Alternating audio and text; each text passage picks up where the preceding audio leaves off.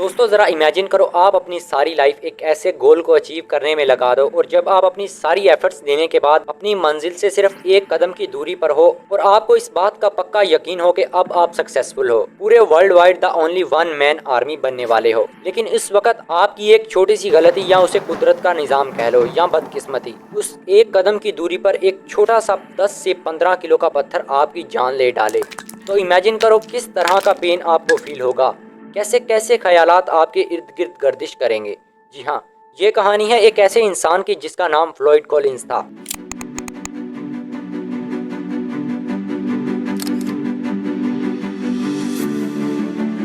Explorer Floyd Collins has been trapped in Sand Cave. Collins was negotiating a small cavern tunnel when he was pinned by fallen rocks and debris at 10 a.m. on Friday morning. So far, efforts to free him have been unsuccessful. 30 January 1925 Kentucky state में एक केव जिसकी height 5 feet थी और Floyd Collins एक kerosene लालटेन लेकर इस केव में जाते हैं और केव छोटी होने की वजह से वो घुटनों के बल हो जाता है और आसपास की दीवारों से बहुत ज्यादा नुकीले पत्थर निकले हुए होते हैं और वो एक ऐसे मुकाम तक पहुंच जाता है जिसे उसने कुछ दिन पहले बनाया था और केव में अंधेरा ही अंधेरा और उसका वाहिद सहारा वो केरोसिन लालटेन जिससे उसकी जिंदगी का चिराग चल रहा था। ये सब क्रॉस करने के बाद वो पहुंचता है एक ऐसे मुकाम पर जिसका नाम टर्न अराउंड सेक्शन है, जहाँ पर बड़े बड़े एक्सपीरियंस बंदों की पैंट टाइट हो जाती थी, लेकिन ये बेधड़क इसमें घुस जाया करता था। लेकिन इसका नाम टर्न अराउंड सेक्शन ही क्यों? इसकी वजह है 9 इंच का होल। इस सेक्शन पर एक 9 इंच का स्क्वीज होल है जिसे क्रॉस करने के बाद आगे जाना पड़ता है। लेकिन फ्लॉयड इसे क्यों क्रॉस कर जाता, इसकी वजह क्या है, ये आगे चलकर बताऊंगा। लेकिन फ्लॉयड इस होल को बआसानी क्रॉस कर लेता और अब आगे एक वाइडर ओपनिंग आती है जहां पर वो ऊपर रस्सी बांधकर रस्सी की मदद से नीचे जाता है और ये केव का एंड पॉइंट होता है और वो यहाँ पर केव की दूसरी ओपनिंग पर काम कर रहा था जिसमें एक इंसान बमुश्किल से फिट आ सकता था और इसके आगे एक वाइट प्रिस्टीन क्रिस्टल चेंबर होता है और ये जगह इतनी नेचुरल थी कि जैसे हेवियन का एक छोटा सा टुकड़ा जमीन पर रह जाए और यही वजह थी फ्लॉयड की इतने बेधड़क होकर इतना बड़ा रिस्क लेना। लेकिन शायद इस टुकड़े का लोगों के सामने आने का वक्त नहीं था। सारा काम करने के बाद वो एक्साइटमेंट में वापस मुड़ता है और इतने में उसकी लालटेन मदम हो रही थी और अचानक से उसकी लालटेन गिर के टूट जाती है। लेकिन वो ज्यादा महसूस नहीं करता और आहिस्ता आहिस्ता बाहर की तरफ मुड़ने लगता है, लेकिन इसका पैर एक लूज पत्थर पर लग जाता है और वही बन जाता है इसकी मौत का फरिश्ता।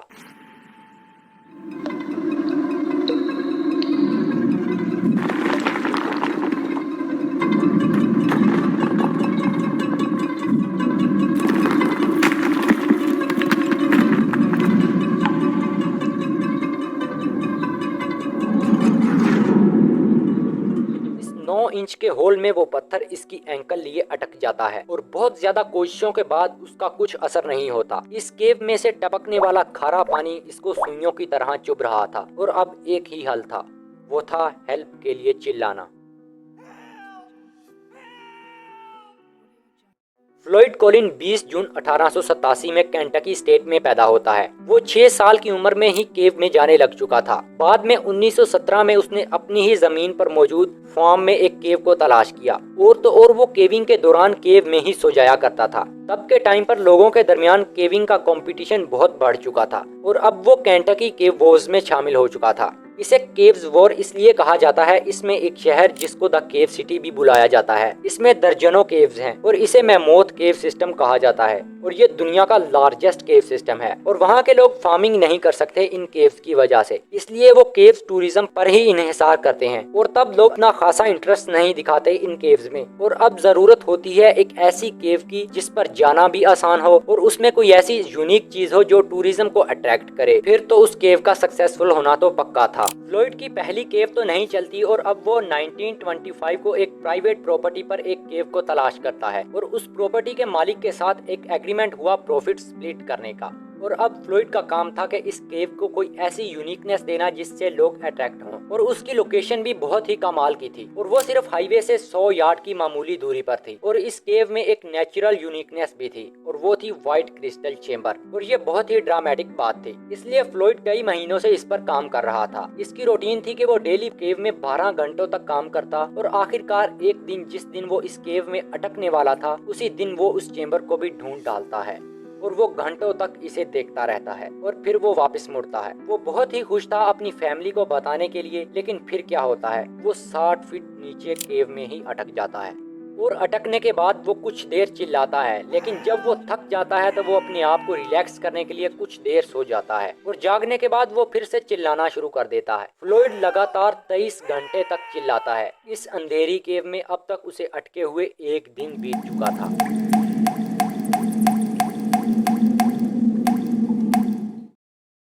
लेकिन इसकी किस्मत कुछ जगह पर इसका साथ भी दे रही थी। उसी दिन उस प्रॉपर्टी के दो ओनर एडी एसिटस और डी बॉयल इस केव के एंट्रेंस के पास आ जाते हैं। डी बॉयल का एक बेटा उसके साथ आया था। इसे फ्लॉयड की टोपी और कोट दिखाई देता है। ये देखकर वो थोड़ा अंदर जाकर इसको आवाज देता है, लेकिन कोई रिप्लाई नहीं मिलता। थोड़ा आगे जाने पर वो टर्न अराउंड सेक्शन के पास पहुंचता है, जहां होता है द स्क्वीज होल, और वहां से चिल्लाता है।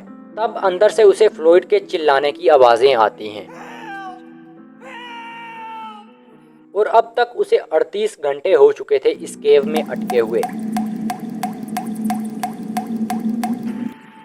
खबर चारों ओर फैल जाती है और आसपास लोगों की भीड़ लगने लग जाती है, क्योंकि ये केव हाईवे से सिर्फ 100 यार्ड की मामूली दूरी पर थी। फ्लॉयड कोलिन का भाई होमर कोलिन भी वहां पर पहुंच चुका होता है। इसे भी फ्लॉयड ने उस दिन अपने साथ आने का कहा था, लेकिन इसने मना कर दिया था। लेकिन अब ये अपने भाई को बाहर निकालने के लिए पैशनेट था और वो बेधड़क होकर केव में घुस जाता है और द स्क्वीज होल को क्रॉस करने के बाद आसपास की दीवारों पर लगे हुए नुकीले पत्थर उसे जख्मी कर रहे थे। मगर जैसे तैसे करके वो उस सेक्शन के पास पहुंच जाता है जहां पर उसके पैर फ्लॉयड के सर को लगने लग जाते हैं। लेकिन यहाँ पर एक और प्रॉब्लम खड़ी हो जाती है। जरा देखो, फ्लॉयड कुछ इस तरह अटका हुआ था और वो पत्थर इस तरह इसकी एंकल को दबाए हुए था और इसकी बॉडी पर लगभग 100 किलो के छोटे छोटे पत्थर गिरे हुए थे और एक छोटी सी चट्टान उस पर गिरने के लिए बिल्कुल तैयार थी। होमर अगर अपसाइड स्ट्रेट पोजीशन में यहाँ पर आता तो वो इसे छू भी नहीं पाता, और अगर उल्टा डाउनवर्ड पोजीशन में आता तो उसे 100 किलो से ज्यादा पत्थर हटाने थे। सबसे पहले फ्लॉयड को बहुत सारे सैंडविच खिलाए जाते हैं और बहुत ज्यादा कॉफी पिलाई जाती है, ताकि वो अपनी एनर्जी बहाल रख सके, ना कि भूख से मर जाए, क्योंकि वो यहाँ पर पिछले 38 घंटों से भूखा था। फ्लॉयड अपनी हासिल की हुई कामयाबी के बारे में होमर को बताता है और इसे कहता है कि इसने वो क्रिस्टल चेम्बर देख लिया है और अब वो यहाँ पर कभी नहीं आएगा। अब होमर अपने काम पर लग जाता है और लगातार 8 घंटों तक वो यहाँ पर इस केन की मदद से पत्थर को हटाता रहा।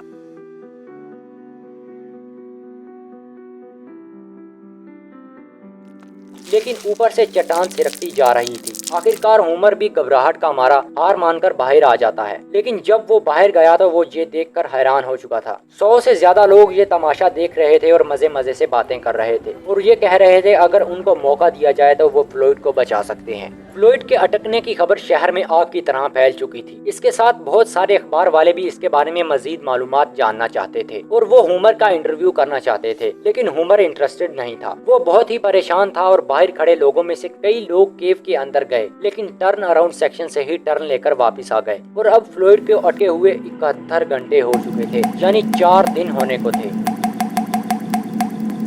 और बाहर एक रिपोर्टर था, विलियम मिलर, जो होमर से इंटरव्यू लेने की कोशिश कर रहा था, लेकिन होमर को किसी रिपोर्टर की नहीं बल्कि एक दोस्त की जरूरत थी और वो उसे गुस्से में जवाब देता है, listen, if you want more information then why you didn't go into the hole and look yourself.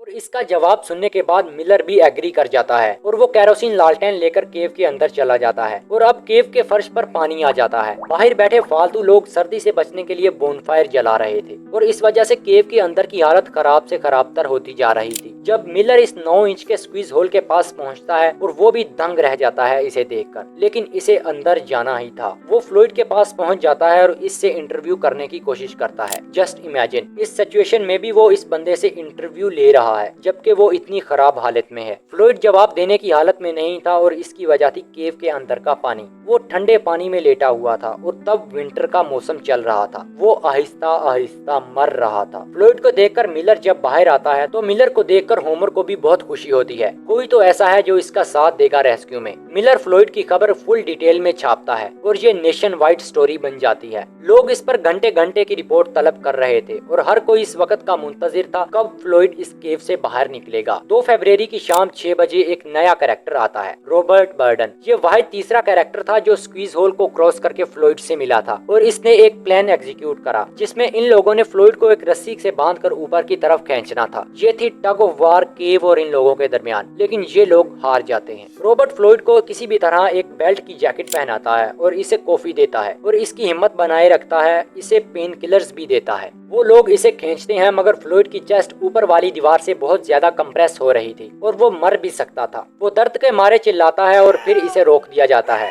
अब थक हार कर मिलर, जो कि एक रिपोर्टर था, वो वापस शहर चला जाता है और एक ब्रीफ आर्टिकल छापता है और इसका आर्टिकल बहुत ही फेमस होता है और वो भी बहुत कम अरसे में। अब ये एक नेशनल न्यूज बन चुकी थी। मिलर फिर जब वापस जाता है सैंड केव पर तो देखता है वहाँ पर किसी ने केव में एक बल्ब लगा दिया था। मिलर इस बल्ब को उसकी कॉलर से बांध देता है जिससे इसे गर्मी मिलती रहे और कहता है कि अगर तुम कुछ कहना चाहते हो तो कह सकते हो। तो फ्लोइड कहता है, मैं यहाँ सिर्फ एक पत्थर की वजह से अटका हुआ हूँ और मैंने खुद से बहुत कोशिश करी मगर नाकाम रहा और कोई भी मेरी खासी मदद नहीं कर सका। मैंने पहले भी कई बार मौत का सामना किया है लेकिन ये तवील होता जा रहा है। सभी लोग इन बातों के बारे में बात कर रहे थे और हर कोई इसके लिए दुआ कर रहा था और यूएसए प्रेसिडेंट कैल्विन कूलिंग भी इसमें इंटरेस्ट दिखा रहे थे और ये वर्ल्ड वार 1 और वर्ल्ड वार 2 के दरमियान की 3rd largest non political story बन चुकी थी। और इधर केव के बाहर लोगों की तादाद 1000 से 10,000 को छूने लगी थी। आसपास के तमाम होटल्स बुक हो जाते हैं, तमाम रेस्टोरेंट से खाना खत्म हो जाता है। आसपास के रहने वाले लोग इन विजिटर को $10 में अपनी जमीन पर सोने की जगह दे रहे थे और यहाँ तक के बार्स में भी बेड लगा दिए जा चुके थे। 4,500 गाड़ियाँ केव के इर्द गिर्द पार्क की जा चुकी थी।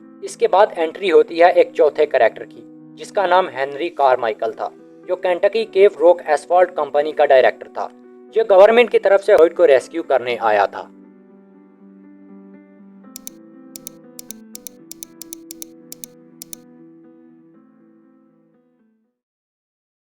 और वो अपने साथ आर्मी और कुछ रेस्क्यू की टीम भी लेकर आए थे और कारमाइकल होमर की रेस्क्यू प्लान से बिल्कुल भी राजी नहीं थे। केव के बाहर हजारों लोग होने की वजह से केव भी कोलैप्स होने के कगार पर थी और अब तक कोलैप्स होने के असरात भी देखे जा चुके थे। कारमाइकल की टीम का एक मेंबर केजी जोज इस होल को क्रॉस करके फ्लोइड तक पहुंचा था और वो कॉफी पिलाने की कोशिश करता है, लेकिन फ्लोइड कॉफी नहीं पीता और वो सिर्फ केजी को अपने पास रखना चाहता था क्योंकि इसको पता चल चुका था वो तो मर ही जाएगा, लेकिन वो किसी न किसी को तो अपने साथ ले जाना चाहता था। और अब केव भी कोलैप्स होने लग जाती है, लेकिन केजी जैसे तैसे करके बाहर निकल आता है और केव कोलैप्स हो जाती है। अब फ्लोइड के पास जाने का रास्ता भी बंद हो चुका था और अब इनके पास थे 2 ऑप्शंस, या तो हार मान लो या फिर ऊपर से डायरेक्टली खोदकर इसके पास चले जाओ। फ्लोइड इस बात का यकीन नहीं कर सकेगा कि इसके बिल्कुल ऊपर किस लेवल की माइनिंग चल रही है। कारमाइकल के पास हाईटेक मशीनरी थी और ये एक रेस्क्यू प्रोफेशनल मिशन बन चुका था और अब तक फ्लोइड कॉलिन की बहुत ज्यादा हाइप क्रिएट हो चुकी थी। लोग केविंग से ज्यादा फ्लोइड कॉलिन को देखने के इंतजार में थे। कारमाइकल एक एक्सपीरियंस्ड बंदा था और वो कुछ कैलकुलेशन करता है कि 55 फीट जमीन में खुदाई कितने कम अरसे में कैसे करी जाएगी। रेस्क्यू की टीम 75 एबल्ड पर्सन पर मुश्तमिल थी और हर घंटे में अगर वो 2 फीट खोदें तो 30 घंटे दरकार थे 55 फीट को खोदने के लिए। मगर क्या फ्लोइड इतनी देर तक जिंदा रह सकता था?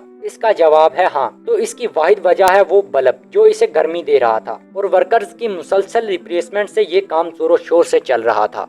लेकिन आहिस्ता आहिस्ता सारा काम स्लो होता जा रहा था और केव के बाहर इतनी भीड़ लग जाती है कि अगर फ्लोइड इसे खुद देख लेता तो इसे यकीन ही नहीं होता। अगर प्रैक्टिकली यहाँ पर देखा जाए तो एक पार्क का सा सामान नजर आने लग रहा था। लोग पिकनिक कर रहे थे, फूड स्टॉल्स लगे हुए थे, लोग दारू भी पी रहे थे और एक ब्लडी जगलर भी था। मानो एक मेला लग चुका था। लोग अब बोर होना शुरू हो चुके थे क्योंकि इनको अब अपडेट्स नहीं मिल रही थी और इस तरह लोगों में मिथ्स फैलने लग जाती हैं। लोग तरह तरह की बातें बनाने लगते हैं। मैंने सुना है ये लोग फ्लोइड को बचाना ही नहीं चाहते थे। दूसरा कहता है मैंने सुना है ये सिर्फ अपनी पब्लिसिटी के लिए सारा कुछ कर रहे हैं। और ये खबर बहुत बुरी तरह फैलती है कि फ्लोइड दिन को केव के अंदर चला जाता है और रात को बाहर आ जाता है और कुछ लोग तो इसे फ्रॉड कहने लग रहे थे। इन सब को रोकना अब होमर के बस की बात नहीं थी। कुछ लोग तो इस हद से गुजर जाते हैं कि एक टेलीग्राम ऑफिस में जाकर फ्लोइड होने का दावा करके अपनी माँ के नाम टेलीग्राम भेजते हैं जो कि ऑलरेडी मर चुकी होती है और वो ये लिखते हैं कि मैं केव में जिंदा हूँ और बिल्कुल ठीक हूँ और मैं घर आ रहा हूँ। तमाम वर्कर्स काम कर रहे थे, लेकिन इनके काम करने की स्पीड बहुत ही कम हो चुकी थी और वो 1 घंटे में सिर्फ 4 इंच ही खोद पा रहे थे। लेकिन एस्टिमेटेड टाइम से ज्यादा गुजरने के बाद भी इनको ये कैसे पता चल रहा था कि फ्लूइड जिंदा है। तो आपको उस बल्ब के बारे में तो याद होगा जो इसे गर्म रखने के लिए लगाया गया था। किसी इंजीनियर ने इसके साथ एक एम्पलीफायर लगा दिया था जो इसके सांस लेने की फ्लक्चुएशन को डिटेक्ट कर सकता था, जो इसकी चेस्ट के एक्सपैंड होने से हो रही थी। और वर्कर्स काम करते जा रहे थे और अब तक इन्होंने 44 फीट खोदा था, जिसमें उनको 144 घंटे लग गए थे और अभी तक मजीद 11 फुट और खोदना था। और इतने में बारिश होने लग जाती है और ठंड में ओले गिर रहे थे। इस होल के भी कोलैप्स होने के चांसेस बन रहे थे और अब तक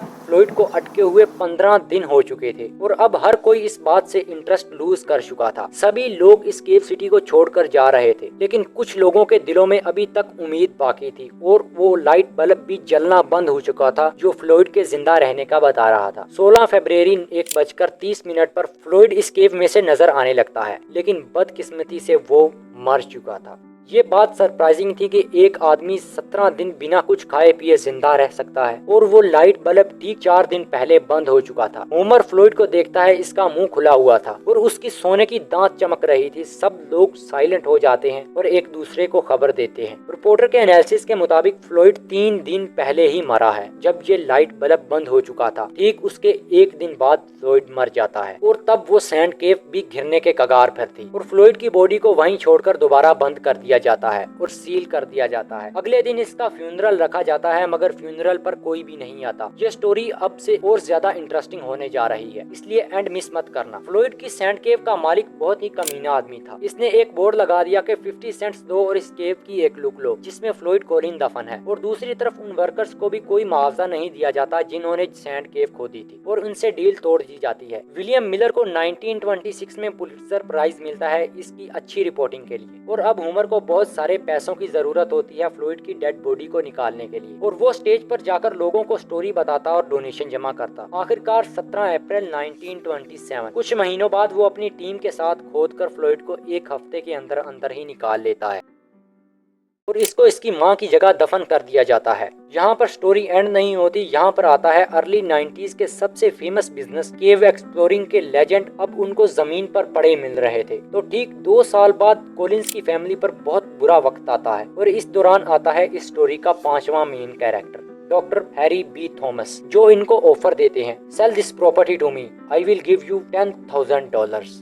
होमर इसके लिए नहीं मानता, मगर इसका बाप एक नशेड़ी था जो इस पर राजी हो जाता है और बेच देता है और साथ ही साथ एक एग्रीमेंट साइन करवा लेता है, यहाँ पर जो चीज पड़ी है वो मेरी है। और फिर शुरू होता है इस केविंग बिजनेस का आगाज और डॉक्टर बी थॉमस फ्लूइड की बॉडी को निकालकर एक कैबिन में डालकर एक शोपीस बना देते हैं और एक केव में रख देते हैं। और अब तक केव से ज्यादा फ्लूइड पॉपुलर हो चुका था और जहाँ पर इसकी बॉडी होती वो केव फेमस हो जाती। ये देखकर कोलिन फैमिली को बहुत बुरा लगता है और वो इसके खिलाफ कोर्ट केस भी करते हैं, मगर वो हार जाते हैं क्योंकि वो लोग आर्गुमेंट साइन कर चुके थे। डॉक्टर थॉमस का ये बिजनेस 2 साल तक चलता है। 19 मार्च 1929 की रात को 2 आदमी इसे चुरा लेते हैं और इसके बाद इसकी बॉडी जंगल की झाड़ियों से मिलती है और इसके वो 2 पैर नहीं होते जिनकी वजह से वो अटका हुआ होता है। और ये काम तब की केविंग इंडस्ट्री के कॉम्पिटिटर्स ही कर सकते हैं, लेकिन इसका कोई प्रूफ नहीं। और इसके डेड बॉडी बहुत सारे केव्स में जाती है और वो फेमस हो जाती है। ये बेचारा केव को यूनिक करता करता खुद ही यूनिक बन गया और आखिरकार इसकी बॉडी के कैबिन को केव में जंजीरों से बांध दिया जाता है। और अब फ्लूइड बहुत ज्यादा ड्राई हो चुका था और कई सालों बाद फ्लूइड के केव को मैमोथ नेशनल पार्क के थ्रू खरीद लिया जाता है और फिर प्रॉपर तरीके से इसमें एंट्रेंस लगा दिया जाता है और लोग इसे देखने आया करते थे। और बाद में कोलिन फैमिलीज के ऑब्जेक्शन पर इसे बंद कर दिया जाता है और फ्लूइड की डेड बॉडी को वापस मैमोथ चर्च सिमेट्री में दफन कर दिया जाता है और 64 बरस बाद आखिरकार इनको अपनी कब्र नसीब होती है। और इसमें यूनिकनेस ये है, फ्लूइड ने अपने हाथों से ही अपनी कब्र खोदी और फिर उसमें भी सुकून से ना रह पाया। लगातार 64 साल इधर उधर भटकता रहा। और इसी तरह एक और स्टोरी जॉन एडवर्ड जोन्स की है, जो एक नटी पटी नाम की केव में मजाक ही मजाक में 400 फीट अंदर चले जाते हैं और फिर कभी बाहर नहीं आ पाते। आपने सुना तो होगा, history never repeats but it rhymes.